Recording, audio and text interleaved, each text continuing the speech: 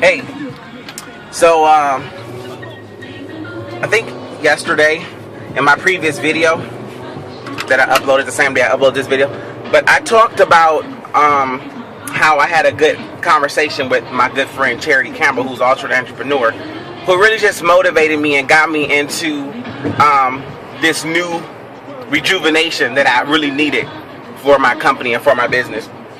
And one of the other things that we really talked about was returning to work after being so long working for yourself.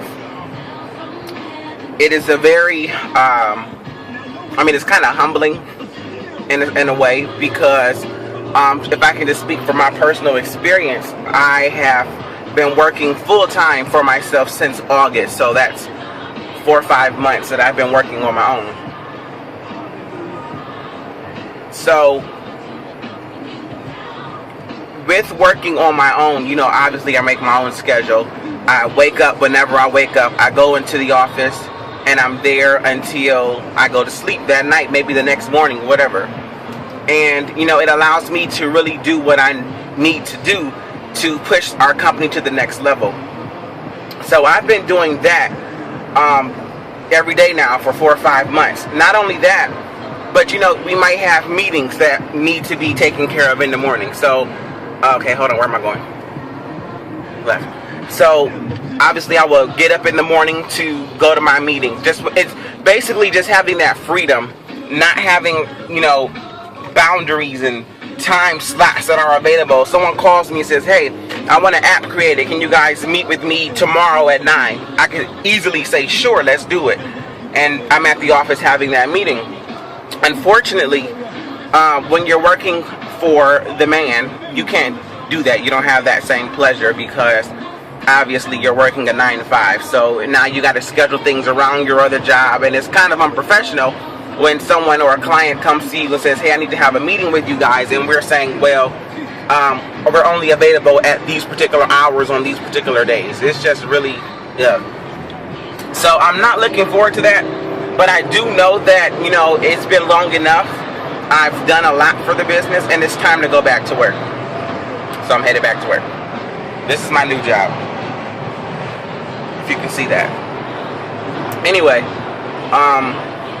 but it's only temporary. I'm not doing full-time right now. I'm just doing part-time, just to continue to stay afloat and to continue to help the business stay afloat. And then perhaps I will be getting a full-time job here starting in January. So we'll see. It's a lot planned that I have, but I do know that this is something that does need to be done in order to push the company to the next level, because the biggest thing with running a business is the financial portion of it. And I know that we need more finances. So what better way to get those finances than working a 9 to 5 and then taking that paycheck and putting it towards the company. So that's what I'm going to do. But going back to work is going to be a challenge for me, because I am a very independent individual. I don't like people to tell me what to do. I don't like to work by rules that are other than my own. So it's going to be difficult. It's going to be a challenge, but at the same time, I'm sure it's going to be fun, because that all of my new co-workers are going to be potential customers. So I'm definitely going to be shopping the game around when I start my new job, wherever that might be. But this video is just to say that I am looking now for a full-time job. But you know what I'm also going to do is, because I've had so much experience over the last 2-3 years running this particular business, that I'm not going to look for a job, that I was working, a call center job, making, $15, $16 an hour, or, I'm not going to do that. I'm going to actually look at careers, almost, if you can say that, because I do have, the experience. What more experience do you get from owning a company? You've got marketing experience, you've got leadership, you've got everything that you can think of that you would need to fit most top paying positions. So I'm going to actually start applying at, I did revamp my resume. I put all of my technical stuff on there, and so I'm going to start applying for $80,000, $90,000 a year jobs. I feel like I had the experience, and I think if I sit down with someone who does interview me, I'll be able to back up, what I'm trying to say on my resume. So we'll see. We will see.